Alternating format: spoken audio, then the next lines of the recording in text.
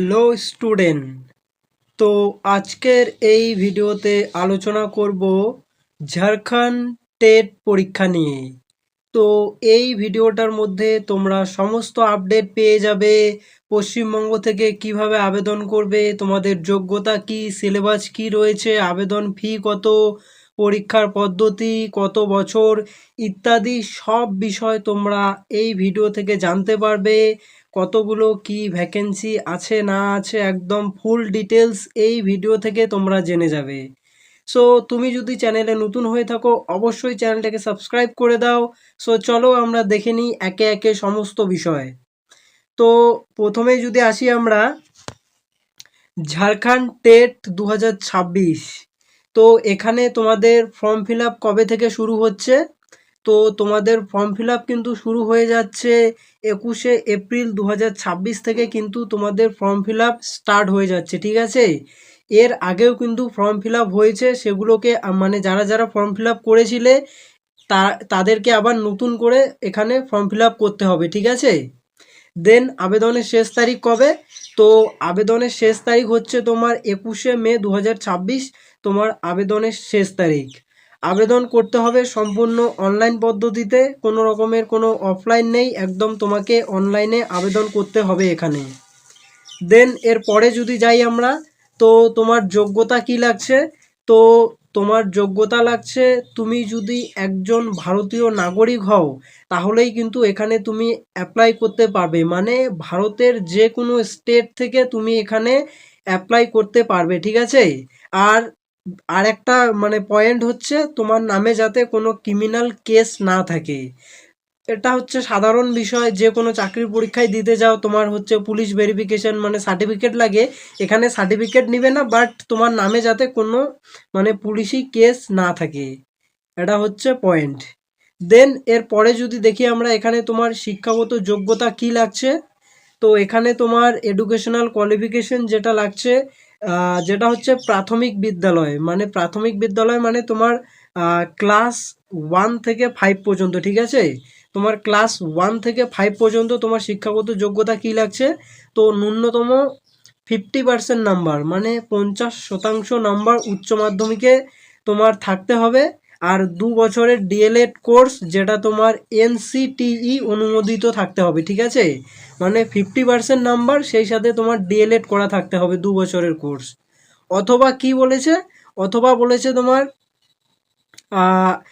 4 বছরের BElEd course বা D.El.Ed মানে স্পেশাল এডুকেশন বা স্নাতক সহ 2 বছরের ডিপ্লোমা ইন প্রাথমিক শিক্ষা, এই কোর্স যদি করা থাকে তাহলে তুমি মানে অ্যাপ্লাই করতে পারবে এখানে।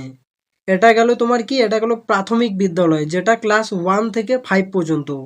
দেন এর পরে যদি আসি, এর পরে হচ্ছে তোমার যেটা উচ্চ মাধ্যমিক বিদ্যালয়, উচ্চ মাধ্যমিক মানে মানে উচ্চ প্রাথমিক বিদ্যালয়, যেখানে তোমার ক্লাস 6 থেকে 8 পর্যন্ত কিন্তু তোমার হচ্ছে মানে পড়াতে হবে স্টুডেন্টকে। এখানে তোমার স্নাতক মানে গ্র্যাজুয়েশন করা থাকতে হবে, সেই সাথে তোমার ডিএলএড করা থাকতে হবে 2 বছরের। এটা গেল একটা, ঠিক আছে? এখানে অর দিয়ে 50% নম্বর থাকতে হবে, সেই সাথে স্নাতক মানে তোমার গ্রাজুয়েশনে 50% নম্বর থাকতে হবে, সেই সাথে বিএড করা থাকতে হবে। দেন 4 বছরের বিইআইইডি কোর্স করা থাকতে হবে, বা বিএড বা বিএসসি তে বিএড করা থাকতে হবে, সেই সাথে স্নাতকোত্তর মানে গ্রাজুয়েশন, বা না স্নাতকোত্তর মানে হচ্ছে তোমার পোস্ট গ্রাজুয়েশন ও 3 বছরের ইন্টিগ্রেটেড বিএড বা এমফিল করা থাকলে তুমি এখানে অ্যাপ্লাই করতে পারবে, ঠিক আছে? দেন এর পরে যদি আসি, এখানে হচ্ছে বিশেষ প্রশিক্ষিত শিক্ষক বা আরসিআই অনুমোদিত প্রতিষ্ঠানের বিশেষ শিক্ষা ডিপ্লোমা বিএড স্পেশাল এডুকেশন বাধ্যতামূলক। দেন এর পরে যদি আসি আমরা, এর পরের পয়েন্টে কি আছে, এর পরের পয়েন্ট হলো তোমার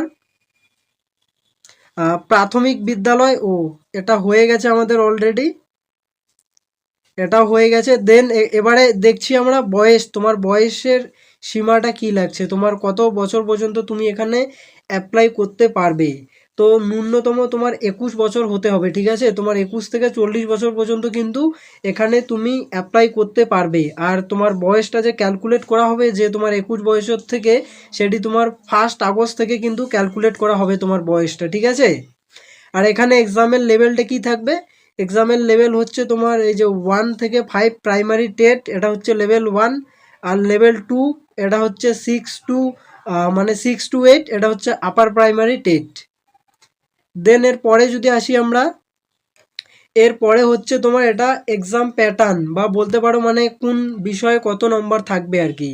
তো যে প্রাথমিক স্তরে তোমরা এক্সাম দিবে প্রাইমারি টেটে, মানে যেটা ক্লাস 1 থেকে 5, এখানে যে বিষয়গুলো থাকছে থাকছে তোমার শিশু বিকাশ ও শিক্ষা পদ্ধতি।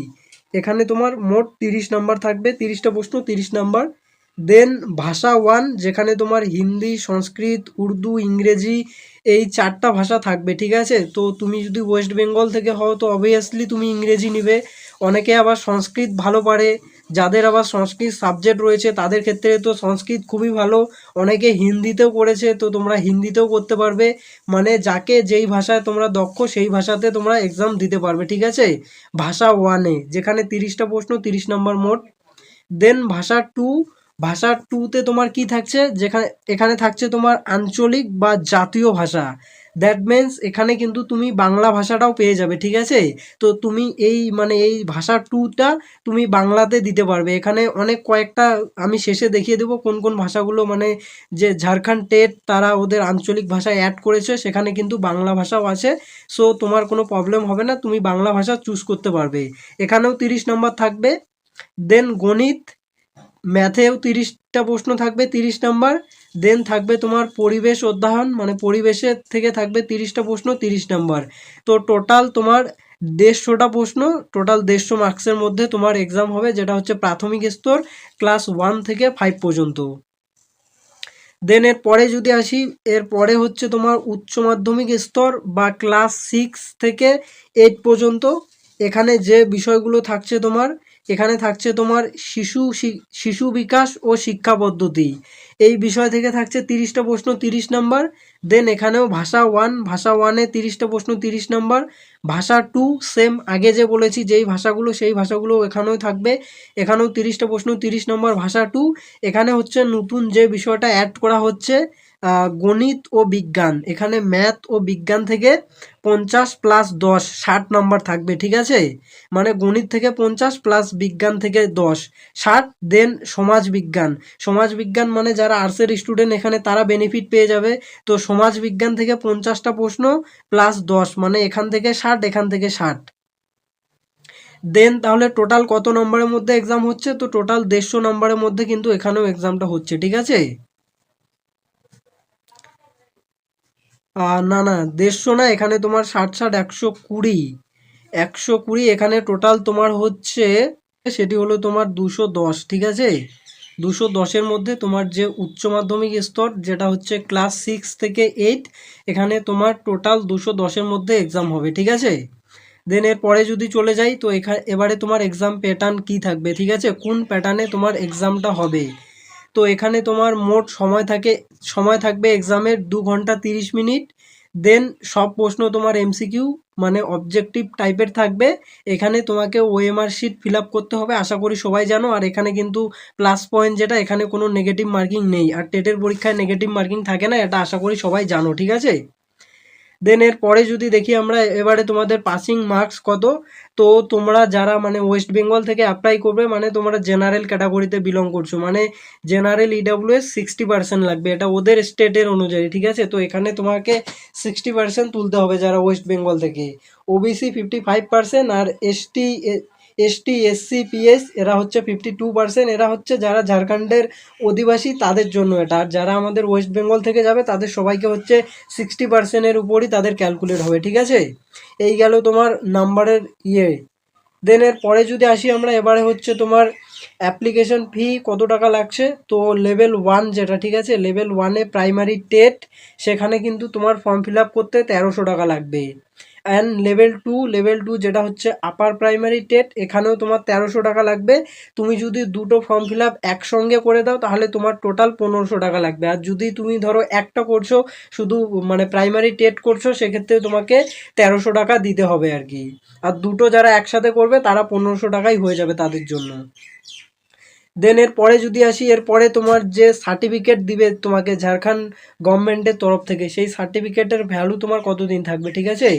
তো পরীক্ষায় উত্তীর্ণ প্রার্থীদের যে এসি অনুমোদিত সংস্থা জীবনব্যাপী বৈধ বা একটি সার্টিফিকেট দেবে, মানে যে তুমি পাস করবে এখানে যে সার্টিফিকেটটা দিবে সেটা তোমার আজীবন তার ভ্যালু থেকে যাবে, ঠিক আছে? তোমাকে দ্বিতীয়বার এক্সাম দেওয়ার প্রয়োজন পড়বে না। দেন পূর্বে 2013 এবং 16 সালে সার্টিফিকেট আজীবন বৈধ গণ্য হবে, মানে যারা 2013 থেকে 16 সালের মধ্যে হচ্ছে দিয়েছিল তাদের সার্টিফিকেটগুলোও কিন্তু মানে গণ্য হয়ে যাবে আর কি, তাদেরকে আর দ্বিতীয়বারে টেট দিতে হবে না। দেন এরপরে যদি আসি আমরা, এরপরে কি আছে, তো এরপরে যে আমি তোমাদের বলেছি না ঝাড়খণ্ডের যেগুলো আদি ভাষা বা আঞ্চলিক ভাষার মধ্যে কোন ভাষাগুলো আছে, এই যে দেখতে পাচ্ছ এখানে উদাহরণস্বরূপ রাঁচি, কুরক, মুক্তারি, খারিয়া, ভূমিজ, এগুলো সব আঞ্চলিক ভাষা। এই যে এখানে তোমরা বাংলাটাকেও দেখতে পারবে, ঠিক আছে? তো যারা ওয়েস্ট বেঙ্গল থেকে এক্সাম দিচ্ছ তারা এখানে খুব ইজিলি বাংলাটাকে চুজ করে নিতে পারবে।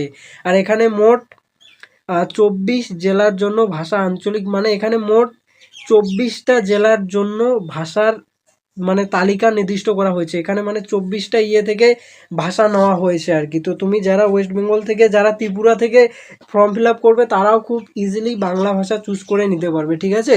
সো এই হলো আজকের ভিডিও। এরকমই নিত্য নতুন গুরুত্বপূর্ণ আপডেট পেতে অবশ্যই চ্যানেলটাকে সাবস্ক্রাইব করে দাও। সো চলো আজকের মতো এখানেই।